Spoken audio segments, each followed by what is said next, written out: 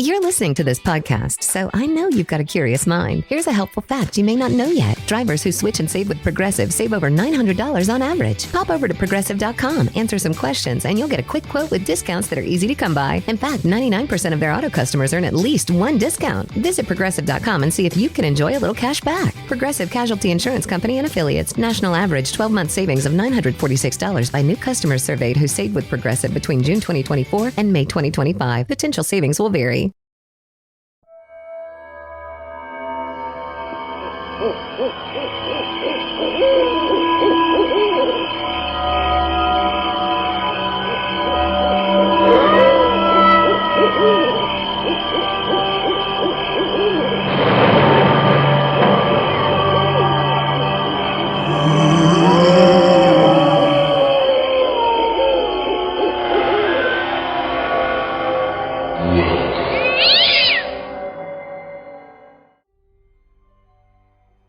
Hello and welcome to the Halloween Podcast, your source for weekly Halloween news, ghost stories, and spooky nostalgia. I am your host, Lyle Perez.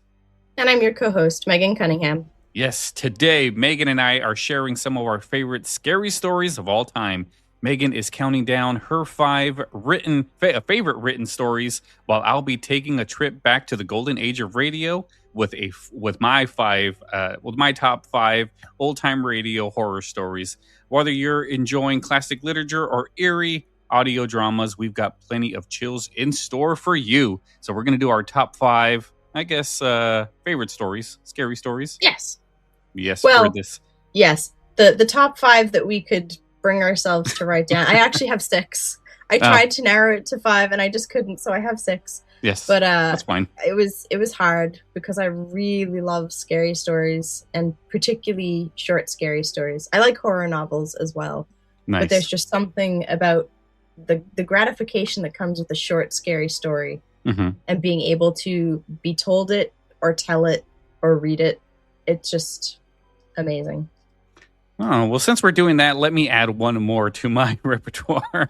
That way we can at least both have 6. Equal numbers. So I will work on my 6th. I already have it in mind because I actually already had like 30 in mind of the ones that I wanted to do. And it was really hard for me to narrow it down to 5. So you guys would be here for a week if we actually put all of our favorite ones. Well, Meghan does her 5th one. I will be working on mine, on my extra one. Or do you want to do? How do you want to do it? Do you want to do the honorable mentions first? You want to just get to the top 5, go down? I could also just delete one. I could pony up and delete one. No, we never would. No, why don't you go ahead and get us started with your 5th choice, and we'll go down to 1, and then we'll do honorable mentions at the end. So my 5th choice, I feel like everybody's gonna know, particularly everybody who's of our generation. It comes from Alvin Schwartz's book, In a Dark, Dark Room and Other Scary Stories. And there are a few stories out there that are as iconic from our lifetime as The Green Ribbon. So as our listeners will probably know, but for those who might not, the story follows a young woman named Jenny who wears a green ribbon around her neck every day. And she refuses to let anybody remove it, no matter how often she's asked or what the reasons are. And as the years pass, she marries and grows older with her devoted husband, Alfred, but the ribbon's secret remains carefully guarded. And just at the very end of her life, she finally grants his lifelong request to untie it, revealing one of the most unforgettable and darkly humorous endings in children's horror literature. Drawing on the enduring folklore motif of the detachable head, Schwartz transforms a simple mystery into a tale that has fascinated and unsettled generations of readers, proving that some secrets are worth the wait. Yes, that is a crazy tale that I remember so much as a kid. I really do. Oh, it was so good. Yeah. That's why. Yeah. No, it was really, really good. I remember one time in like 5th grade, or it might have been, I think it was 4th grade, because I remember the classroom we were in. It was 4th grade, and there was this girl. Her name was Connie. Crazy that I can remember a lot of these things. She was there was like a couple of us, and we were huddled around her because she was reading in a dark room, and she was reading it to everybody. So we were sitting there just like reading it, and she was flipping the pages, reading it, and she was reading that story. And then when she got to it, She screamed, she covered it, and then she said, and her head fell off. And I was like, Right? oh, man, what a story. What a story. I love it. Yeah, it was a good So time. that's my number 6. That was your number 6. So you went to honorable mention first? Yeah, so I'm counting them down from least to most favorite. So the crescendo comes at the end. Gotcha. All right. So top 6 then. Yeah. All right. So yes, we'll just go in now. All right. Because we said I wasn't gonna delete one, so I didn't delete one. All right. So the my 6th one would be The House with a Past by The Hermit's Cave. This one's really cool. Hoping for a fresh start, a young couple moves into an old house whose previous owners left behind more than furniture. As unsettling encounters and unexplained events begin to mount, they discover the house has earned its reputation for a reason. With every passing night, they find themselves drawn deeper into a mystery that refuses to remain in the past. That is The House with a Past from The Hermit's Cave. And you not listening to many old-time radio shows. I would say those are old-time radio shows. Yes, these are all old-time radio shows. They're all the stories of old-time radio shows. And that one belongs to The Hermit's Cave, which is a really, really nice series of old-time radio shows that we'll definitely do in the future, Megan. We might even do these. Who knows? I love it. I'm so excited. I loved the last episode that we did, and we hope that you listeners did as well. As I said at the time, there's so few opportunities unless you specifically go looking for them. Yeah. And very few people have the time for that now.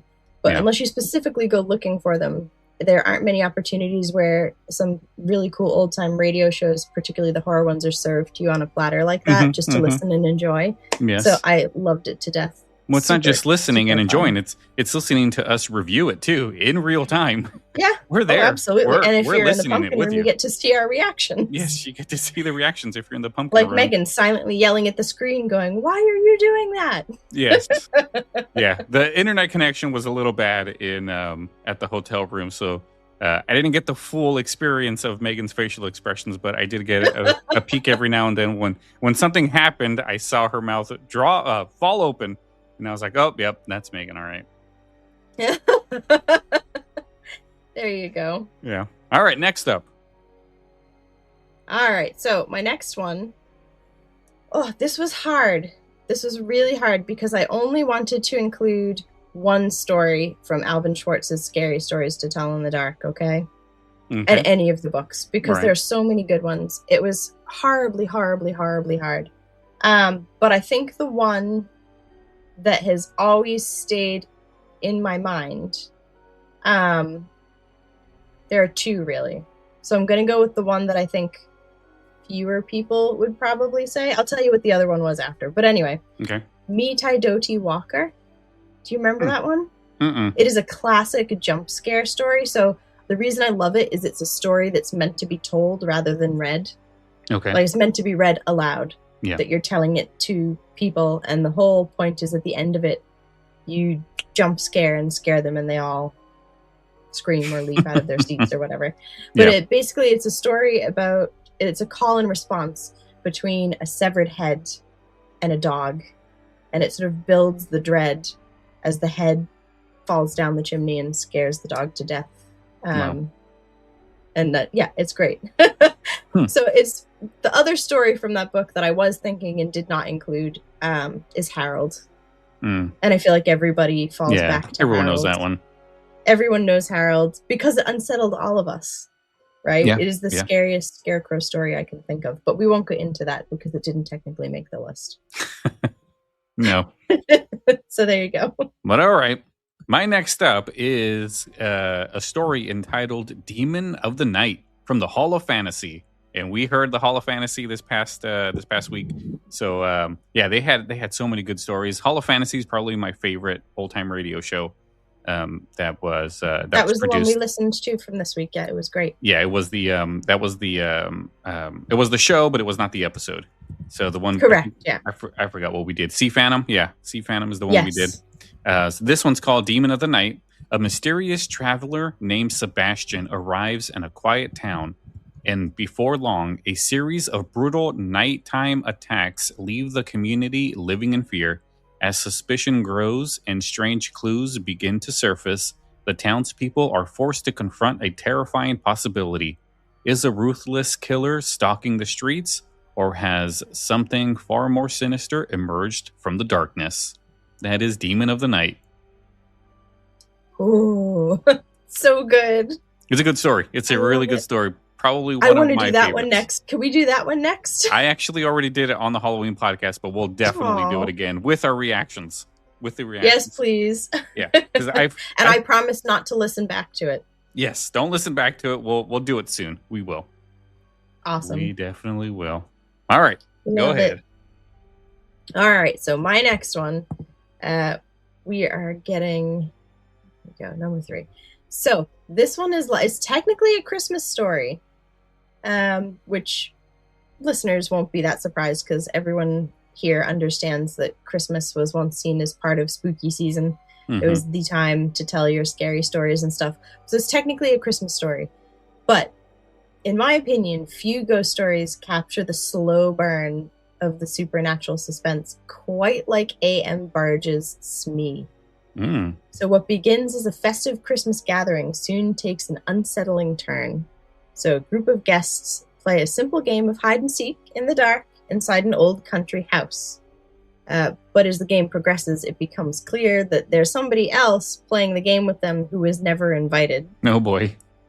Rooted in the classic English tradition of telling ghost stories at Christmas, Burge gradually transforms an ordinary childhood game into something deeply unnerving, proving that the most terrifying moments often come not from what is seen, but from the quiet realization that something is terribly wrong. Oh boy. Rich in atmosphere and lingering dread, Smee has earned its reputation as one of the finest supernatural tales of the 20th century.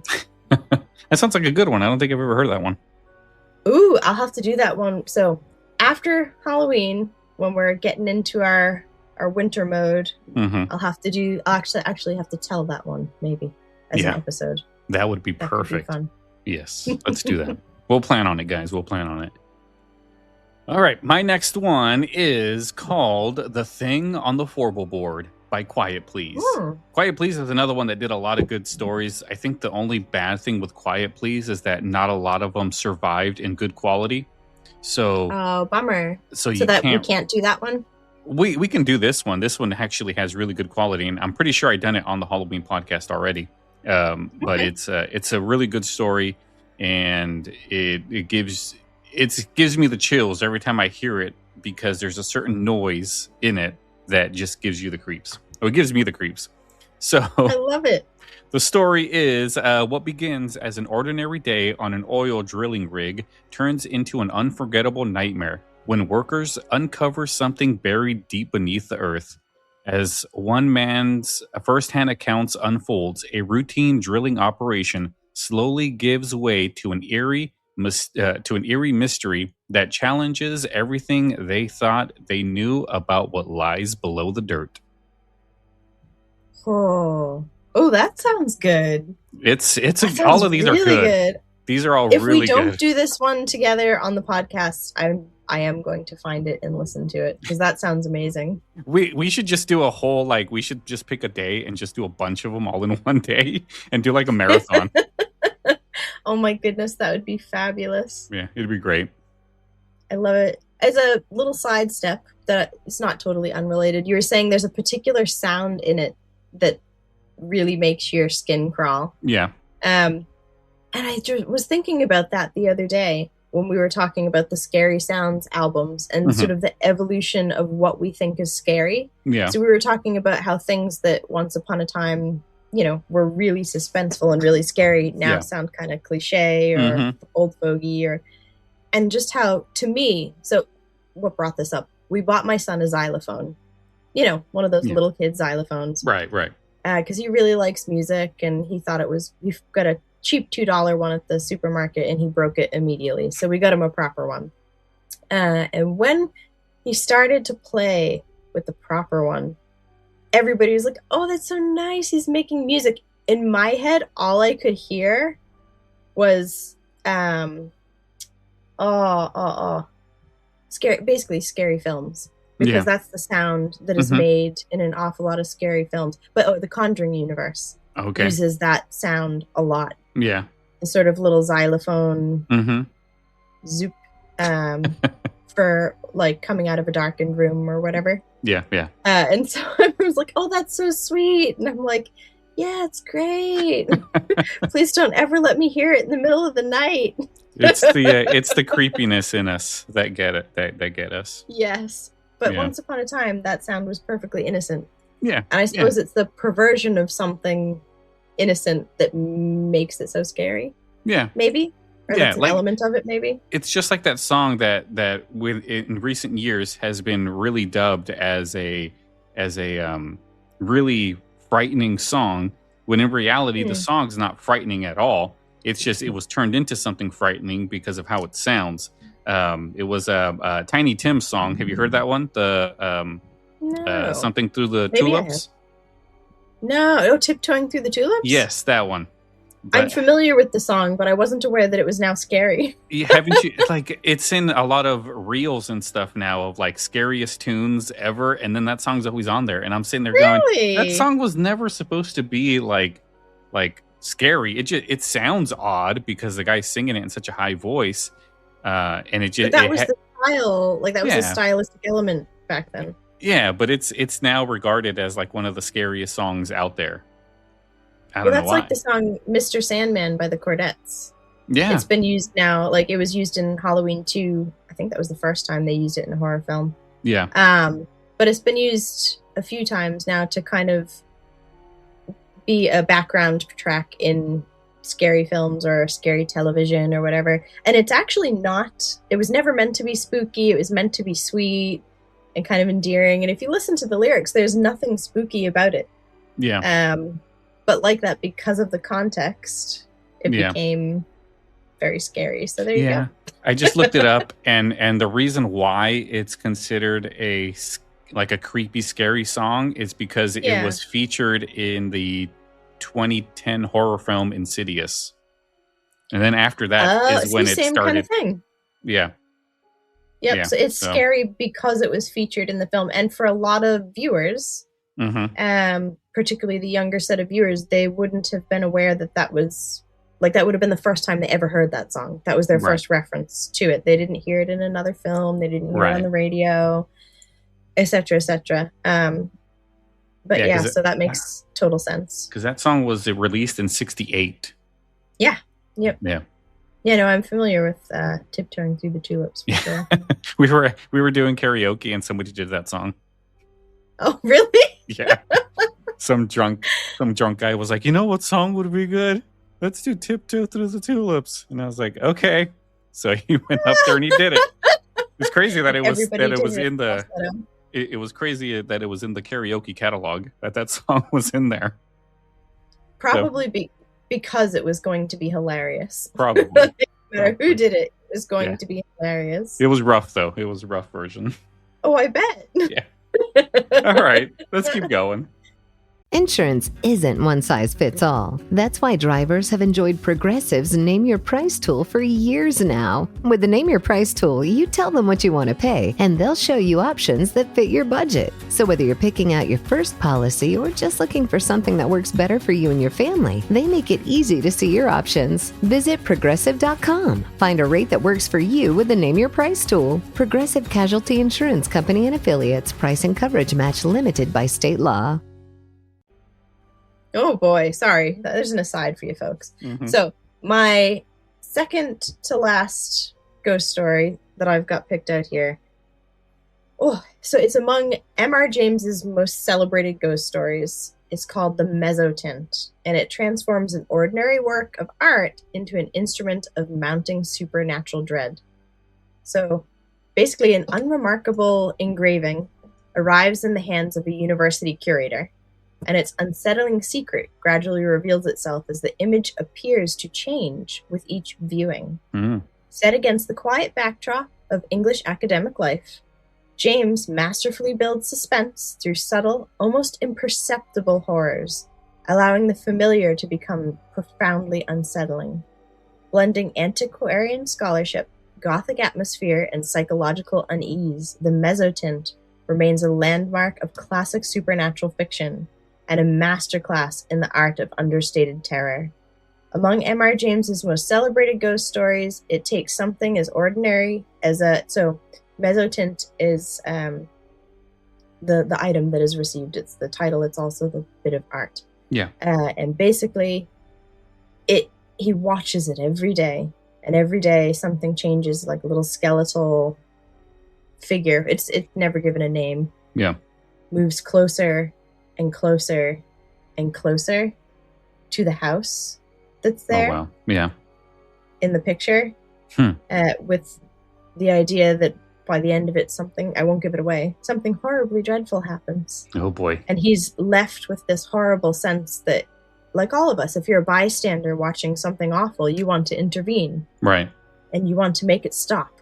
Like, that's the overarching theme, is make it stop. Right. But you can't. All you can do is stand there and watch. Oh, man. So in this calm, almost sleepy background of English academic life, the tension is built slowly and subtly, and just the familiar surroundings slip into something really unsettling, and it sticks with you. Like, you're finished reading it and you're sitting there thinking, well, that was horrible. Like, that was you witnessed something awful. Yeah. Which is exactly what he's thinking. He's looking at this thing and he's witnessing something awful. Yeah. That he can't do anything about. Oh boy. Yeah. That's really good. That's always really, terrifying. Really good. I highly recommend it. Yes. It's so much better than I'm describing it. Please check out M.R. James's The Mezzotint. You really got to check that one out. Yes. All right. Speaking of houses, my next one is from Suspense. Did you ever hear Suspense or know anything about what Suspense is? No. So again, old-time radio shows are a thing that I like when I happen upon them, but I have never gone seeking them out, so I wouldn't be familiar like you would be with all the different like creative houses and things like that. I just am not. Well, to me, Suspense would fall along the same lines as The Twilight Zone. Twilight Zone had I know The Twilight Zone. I love The Twilight Zone. It had a TV show. Suspense also had a TV show after it was a old-time radio show. So they made a TV show version of Suspense. And Suspense did, like the title says it all. Sorry, I'm making a note for myself here. All of these stories are suspenseful. Like, that's like, it's in the name, suspense. That's the whole point. Yeah. Yes, and it's really good. A lot of them aren't necessarily scary per se; they're just suspenseful.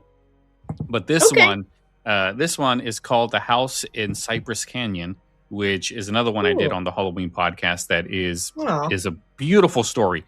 Believe me, we'll do these, Megan. We don't have to not do them because I already featured them. We'll feature the ones that you haven't done as shows, and then we'll do the other ones as like a mini marathon. Maybe it'll be like a special episode for Patreon supporters. Yes, maybe or something. Patreon supporters can hear those. We can all get our popcorn together and collectively listen to them. We should do that. We should have like an old-time radio party where we just do it live. Why not? And just listen to them, and then we're there, and we all listen to them together.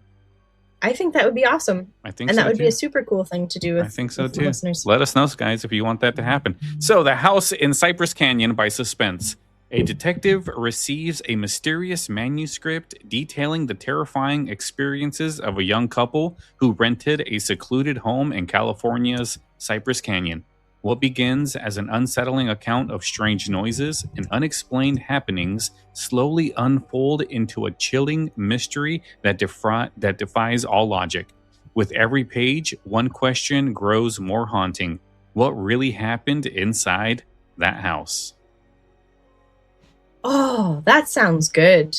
It's a good one. That sounds really good. And I love endings of stories when they are really good. And then there's some endings where I'm just like, it shouldn't have ended that way. It would have been such a better ending if it ended like this. Yeah. This always story, a bummer when that happens. This story has the best twist ending that you'll ever hear.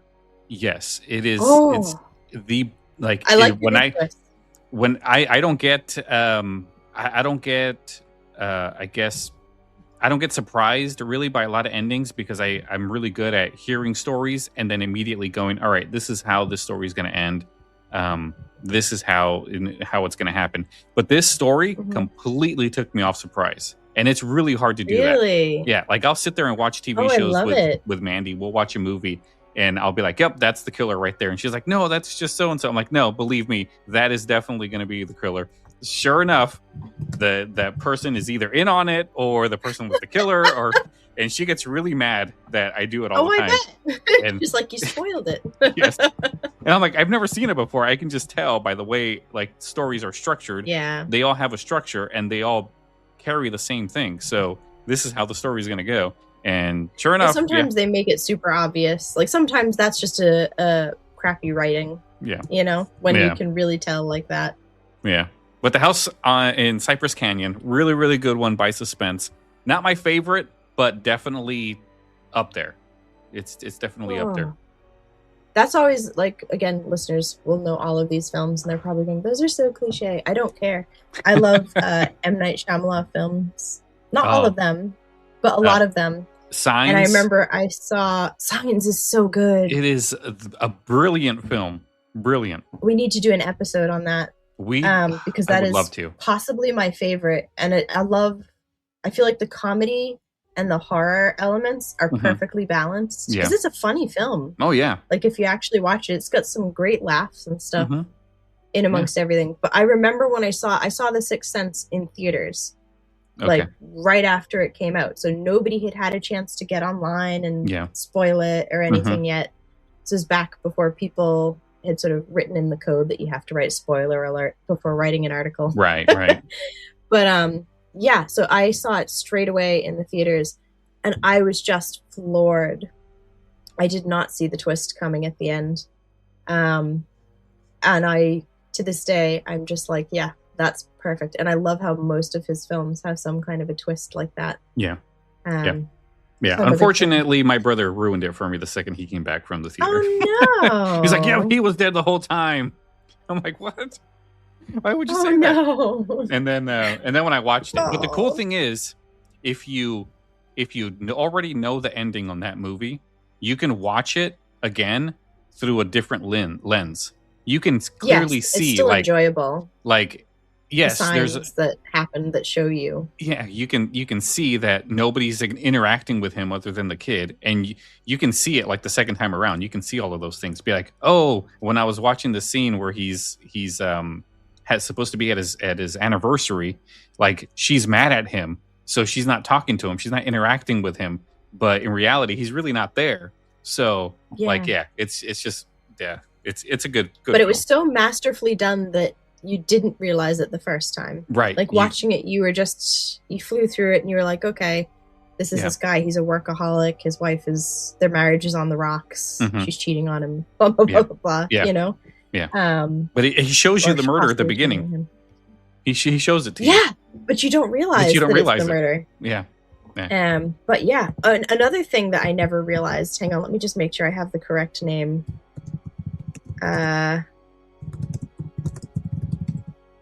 Because I don't want to get this wrong. There are so many of them. Hang on. Yeah, but yeah, it was a good film. I definitely remember it. Everybody at school was talking about it forever. And yeah, I mean, who doesn't like what was the kid's name? Oh, yeah, it is. He's so cute. What was his name? Haley Joel Osment? Yes, I think so. He's so cute. Yeah. But no, this is what I was going to say. I didn't know until maybe a year ago that the murderer, the psychiatric patient who murders Dr. Malcolm Crowe in The Sixth Sense, was played by Donnie Wahlberg. Was it? Yes, that's like Blue Bloods, Donnie Wahlberg. New Kids on the Block? Yeah. But that just goes to show, like, what an amazing actor. I have to look at him now. He really modified his look for the part. Because he's, not the scrawny little, but like the range of acting. Oh, I guess it is him. Yeah. I had no idea. Absolutely no idea. Until just the other year, and I saw it said somewhere, and I was like, well, that's wrong. And I went to look it up, and I was like, oh my gosh, it's not at all. it's completely right. Yeah. And it's like he can be Vincent from The Sixth Sense, or he can be like Danny Reagan from Blue Bloods, or like totally different characters, totally different look. Amazing actor. I had so much more respect for him after I realized that teeny tiny part was him, and he's only in it for like a very short time. Yeah, a few minutes. But yeah, memorable. But like, look at the physical differences and stuff that he put forward to create that character. I was like, that's commitment. It is. I'd want a leading role if I was gonna do that to myself. Yeah. All right, who's up next? I think we went on a tangent. I completely forgot. I think we did. We went on, but it was a good tangent. It was a good tangent. Yeah, these minisodes are actually not mini at all. No. All right, I'm next. Go ahead. This is my penultimate ghost story. I don't think there's ever been one written that's better. Wait, you're already at your number one? I am. I still have 2 left. Did you skip one? I don't think so. Let's see. I still have 2. 1, 2, 3, 4.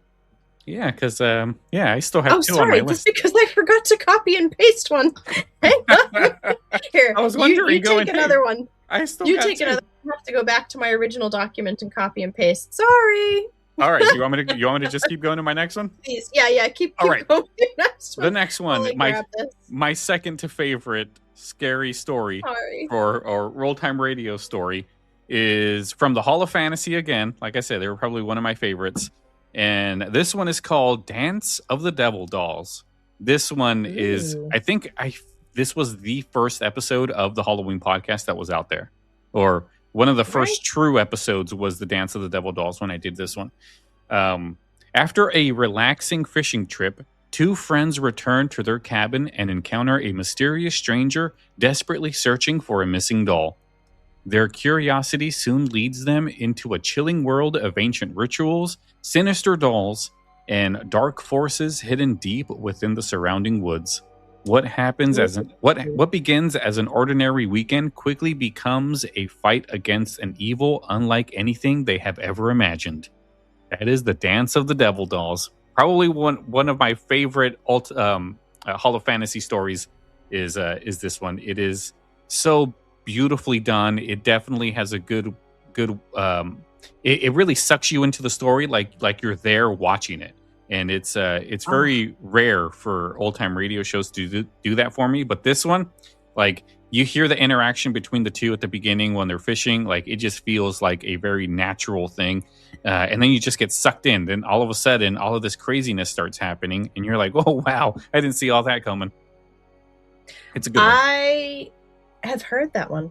You have? There you go. I have heard that one. Oh. I have. That is the one and only one that you have mentioned that I have actually heard. Really? Yes, I have heard that one. Did you hear it from the Halloween podcast? I did not. Okay. I'm sorry. I have not. No. But it's fantastic. Absolutely fantastic. Yeah. It's a great story. But yeah. No, it's fantastic. I love that story. And it's so well done. Yes. I can see why that would be on your list of top choices. I love it. All right, you ready for yours? Yes. So this is, now we're out of order. Just go for it. Sorry. Just go for it. This was supposed to be my number 4. So it was between the Green Ribbon and Me Tidoti Walker. Okay. All right. And when you mentioned one of your radio shows, I was thinking to myself, oh, this one's coming up. It must be coming up because it's very similar in plot. And I think it may be where they got the idea for it. Okay. So here we go. The Black Veil by Nathaniel Hawthorne. I don't know if anybody's ever read it, but it's very good. It's about the Reverend M. Hooper, who is a well-liked Puritan minister in Milford, who suddenly appears before his congregation wearing a dark black veil over his face. The town people are not happy with this. Nobody feels comfortable with this. He even manages to, because he's a nice man, we think he's a nice man. He even manages to meet and marry a respectable woman. They have a whole life together, and even she's not allowed to lift the veil. So he goes through his entire life with this veil, and at one point, other Puritan ministers confront him and sort of tell him that he needs to remove the veil because basically it's causing uproar and scandal, and people are worried it might have something to do with the devil. Yeah. That seems to be the go-to for Puritans. Yeah. And he responds by basically saying everybody wears a veil in their life, whether they wear it physically or not. And it's used as by Hawthorne as kind of an allegory for like sin as such. Okay. But he uses it in a way that it builds unease through the whole story. Wow. Because you're wondering, what is this thing that he's done that's so horrible that he feels the need to do this? And even on his deathbed, he won't allow people to remove it. Like another clergyman attempts to remove it on his deathbed, and he still won't allow it. Wow. But yeah, he dies and is actually buried with the veil still covering his face. So we never understood why. We never understood why. We know from the sense of the story that it's to do with some kind of horrific sin that he has committed. But we never find out exactly what this supposedly upright, supposedly nice, supposedly devoted husband, father, or well, not father, but husband, minister, etc. has done to deserve this. Wow. But it's really, really good. So that was supposed to be my number 5. That was between number 6 and number 4. Apologies, folks. Yeah, so it's supposed to go Green Ribbon, The Black Veil, and then Meet Idoti Walker. So apologies, folks. That sounds like a good story, though. It sounds like a really good story. It's very really suspenseful. Good. It's very good. It's very suspenseful. It's typical Hawthorne, where he uses history and a sense of shame is an element in a lot of his work. Right. But he uses it in this particular story in a way that the listener almost feels the same discomfort that the person feeling the sense of shame might feel. Because they're being made to feel awkward by it just as much as the person, like this minister who's... It's really good. It's really well done. Hawthorne has a gift for that, for making you feel things. Right. Oh, boy. But yeah, we like Hawthorne. Yeah. All right. Do you want to do your number 1 or you want me to go? You go. Sorry. All right. My number 1 favorite old-time radio show or story is from Suspense, and it is a story called On a Country Road. And I've done this one on the podcast before. It is probably one of my favorites because it is so sucks you into the story. You get so emotionally involved with these characters. You can feel like this is definitely something that can happen to me if I let it. And it's one of those things where you can feel like it's not really, there's no monsters or anything like that. You can feel like this can definitely happen to me at some point in life. And it just, it really gets you. Good. So the synopsis of the story is, caught in a violent storm, David and his wife take a lonely shortcut through the countryside. When a radio bulletin warns that a dangerous asylum escapee is loose in the very area they're traveling, their quiet drive quickly turns into a desperate fight against fear. With their car stranded and help nowhere in sight, every sound in the darkness could be the one that seals their fate. Oh, it is. Oh, that's great. It's a great story. And like I said, it really is a story that it can definitely happen to you. Like it's not dancing devil dolls. It's not a thing coming out of a floorboard or anything like that. It is. Yeah. It's something that can definitely happen. You can just change asylum escapee to like inmate or killer on anything. The loose. Anything that can cause you damage out there. And then you get stranded, taking a shortcut. So you're already in a spot that you don't know. You get stranded. In the middle of nowhere. Hopeless. It's nighttime. no gas stations around. What are you to do other than just sit there? You can't call for help. You don't have cell phones. This is like in the 50s. Yeah. So, like, yeah, probably if you were out in the countryside, no cell phone reception. So you wouldn't have your cell phone to rely on anyways. But yeah, it's a great story. If we were to ever have to do another one, I would say this one's definitely one we would have to do. Let's do that. Let's definitely do that one. Yeah, I would love to do that one, especially because, as you say, it could happen to you. It could happen I to think anybody. you made the point, and you're absolutely correct. That was one of the most disturbing things about Deliverance. Mm-hmm. There's no supernatural element or anything like that. It's crazy. The world just a bunch of guys having a good time. The world is full of crazy people. Mm-hmm. And a lot of the times you don't know they're crazy. Yep. You can't tell because we all look like human. We all look normal. And it's always the ones that look the weirdest that are going to be the most normal. For what reason? I don't know. One of the things that they say about horror, isn't it? Like, that's one of the reasons, sort of sociologically and psychologically, why we create horror films is because it's too disturbing to face the fact that the monsters are us. Mm-hmm. So we have to get them out on paper and turn them into something else. Right. In order to psychologically, sociologically cope with the fact that we are the monsters. Mm-hmm.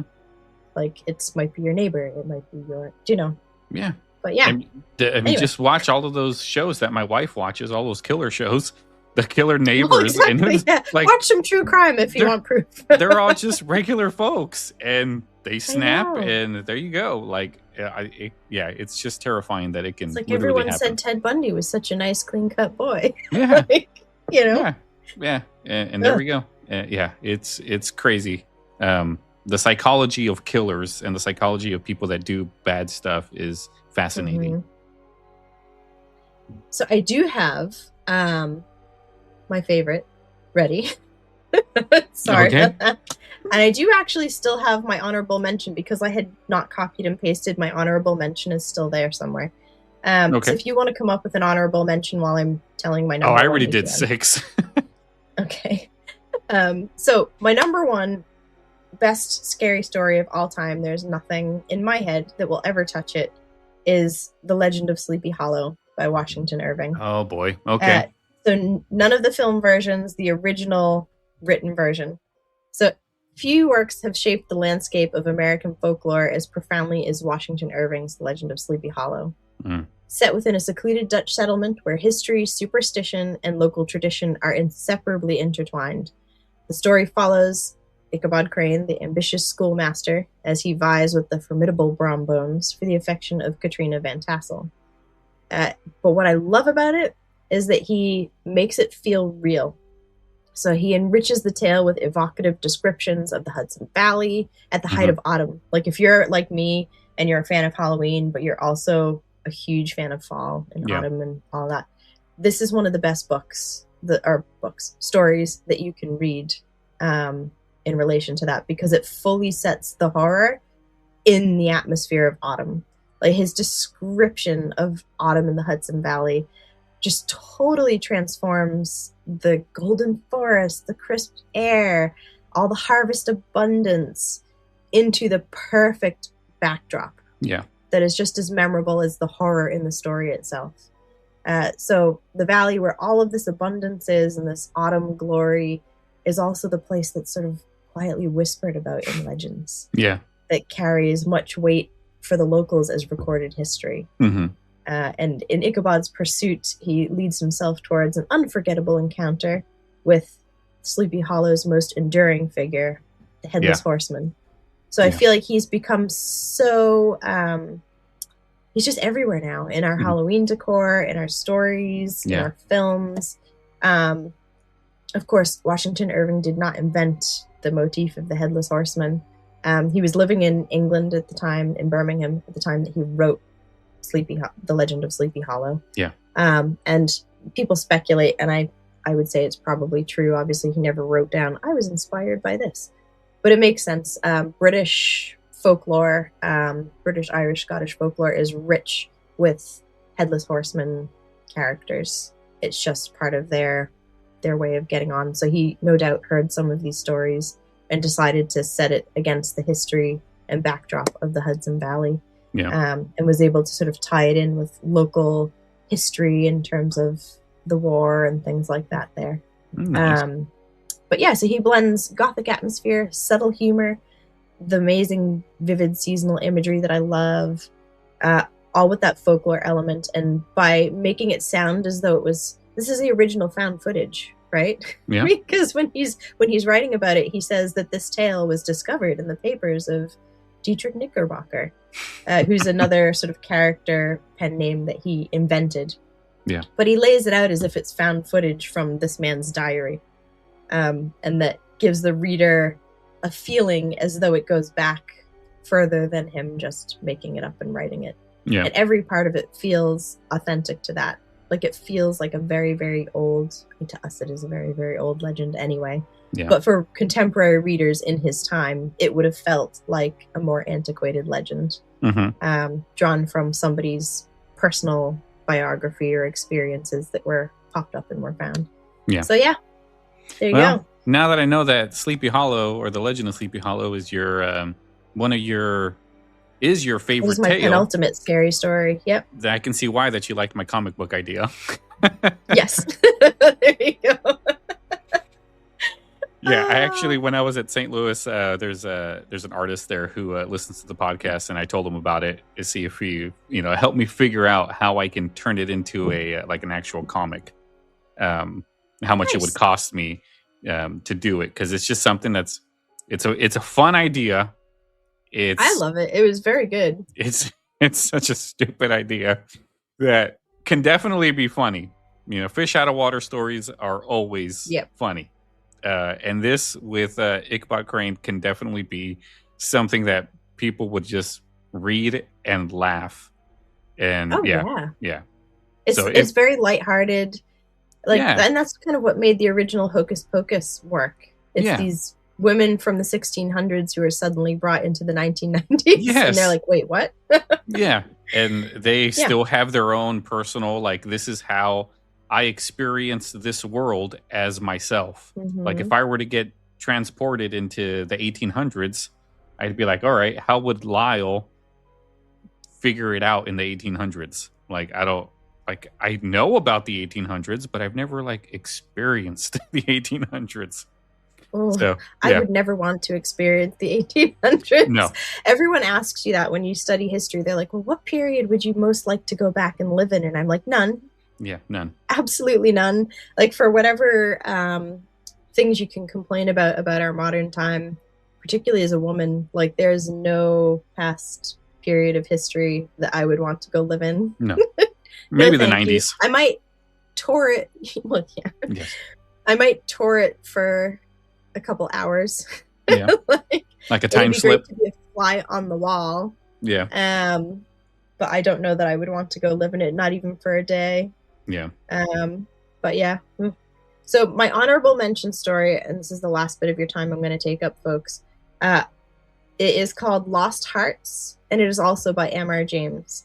So the story basically has to do with a reclusive, sort of bookish English antiquarian and alchemist who lives in a remote, country manor called Ashby Hall. And he takes in his orphaned 11-year-old cousin, Stephen Elliott. And the story is told from the perspective of Stephen Elliott. And he, comes into this really opulent house, and he's just can't believe that this uncle has been so kind as to take him in, or cousin rather. He's not even his uncle, it's further removed than that. Because otherwise his fortunes would have completely changed. Back then, if you were an orphan, that was not a good state to be in society. No, there was no sort of government oversight the way that we have today or anything like that. It was whatever your social standing was, you could kind of kiss it goodbye. And we get the sense that their family was not rich, but sort of better off. Yeah. But this uncle is definitely rich. And he lives in this big manor house, or cousin was taken in. But he starts to hear things at night, scratching on the doors and wailing at night, and they're just sort of disturbing things that are happening to him. And the staff start to give him little snippets of sort of what went on before he arrived. And they mention how generous his uncle is. And one time he took in this little girl who had no one to look after her, but then she ran away. And then he, took in this gypsy boy who he looked after for a while and, treated him like a king for about a year, but then he ran away. And this poor man's, been trying to be nice to all these children all these years, and they're just so ungrateful. They keep disappearing and running away. Yeah. And they blame it on a variety of factors. But he has a nightmare at one point where he sees sort of a silhouette of a woman in a bathtub and all these things. It's really disturbing. And the servants are kind of telling him, don't worry about it. Don't go poking where you don't belong. Just stay in your room after dark. Don't go out. Yeah. After about a year of him being there, and his uncle's terribly concerned with his age and his birthday. Cousin, keep saying uncle. His cousin's concerned with his age and his birthday and all of these things. And the kid doesn't really think too much about it. And he says at one point, come to my study tonight. We'll have a special celebration, blah, blah, blah. And he's all excited because he's going to get to go see his cousin, and he feels very grown up, and he's going to leave his room. Out his window, he sees two figures. Like, he hears this wailing and weeping and whatever, and he looks out the window and he sees the figure of a girl and the figure of a boy. No boy. Sort of wraith-like and creepy, wailing and sort of stepping toward the house. Oh boy. And then he hears sort of a scream, and his uncle has been murdered. I think his heart's ripped out. Oh, jeez. Or something like that at the table. Yeah. Anyway, it comes out later in the papers that they found that this uncle had been experimenting with some diabolical magical schemes where he believed if he consumed the hearts of 3 people under a certain age, he would be immortal and live forever. So he was taking in these children who had nobody else, sacrificing them while they were under the correct age, and then burning and consuming the ashes of their hearts. Wow. And he had the same plans for Stephen Elliott, except that the wraiths of the 2 children that he had done it to previously returned to wreak their revenge. Oh boy. That's a good story. It's amazing. Yeah. It sounds so much better than I have told it. Please go and read it, folks. It's super, super disturbing. Yes. And that was my honorable mention. It sounds like that one could have been in the top 5. It should have been. This is what I'm saying. There's so many other good ones. Yeah. There is. It was like trying to decide which finger to cut off. But we'll definitely have all of these stories in the show notes if you guys want to check them out. So you don't feel like you have to listen to us and then be like, hey, give me a pen. I got to write these stories down so I can read them. They'll be in the show notes for you.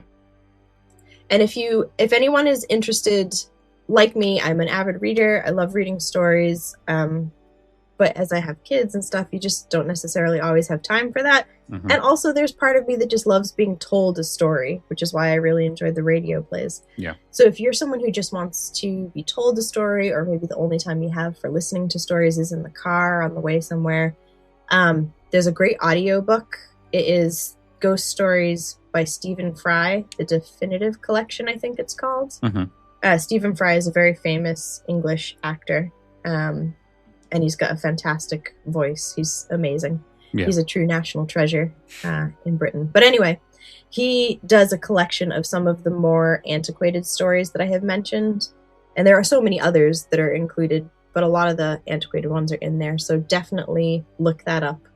And look for that on Audible or wherever you get your audiobooks. It's really worth checking out. Yeah, perfect. Well, I guess that is going to do it for our top 5, which turned into top 6 of the... top 7 for me. Top 7 for Meghan. Of the scariest stories that we really enjoyed. And, of course, I had to do radio dramas because that is... I like radio dramas. They're a lot of fun. They really are. I don't blame you. They sound amazing. Yeah, and they're good stories, too. I need to get more into radio dramas. They are good stories. So... yeah, that's going to do it for this mini-sode. That's not so mini. We really need to figure that out. But We just call them minisodes because it's basically another Halloween podcast episode for you guys. So enjoy them as we continue to do them with our schedule here at the Halloween podcast. So if you have any questions, comments, or want to tell us what your favorite stories are, send us an email, info@thehalloweenpodcast.com.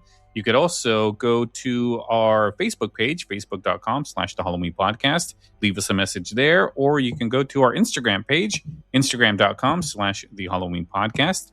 And if you like to support the show, you can enter the pumpkin room, as we like to say here at the Halloween Podcast, where you can go to patreon.com/The Halloween Pod and become a paid Patreon supporter. And with that, you get a shout out. You get to watch these videos that we do. Plus, we're going to start doing some Patreon exclusive episodes. So if you want to get in on that, excited. You need to head over there and show us some love, because the Halloween podcast does have expenses that we have to pay for, unfortunately. And ad revenue doesn't cover it. So, no. Yes, please consider supporting us at the patreon.com/The Halloween Podcast, or The Halloween Pod. And anything else, Megan?